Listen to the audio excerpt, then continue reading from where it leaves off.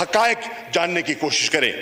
आप इजलास बुलाते हैं, ऑपोजिशन को दावत दी जाती है, ऑपोजिशन का फर्ज था। जनाब speaker, this is not right, this is not fair, this is not fair. ये वाइंड अप करें इसके बाद, दिस इज नॉट फेयर। ये वाइंड अप कर ले मियां साहब, ये वाइंड अप कर लेना, ये वाइंड अप कर ले। तो this is not fair. Why is he nervous? आप नर्वस क्यों हो रहे हैं? घबरा रहे क्यों हैं? मेरा ख्याल में ना घबराएं, सुन ले बात। ये वाइंड अप कर ले, इसके बाद आप कर लेंगे। घबराहट किस चीज की है? उजरत किस चीज की है? परेशानी किस चीज की है? जी मैं इस तरह करता हूँ, 12:30 बजे तक मैं इजलास एडजर्न करता हूँ। 12:30 बजे तक, 12:30 बजे जो है ना तक इजलास एडजर्न करता हूँ।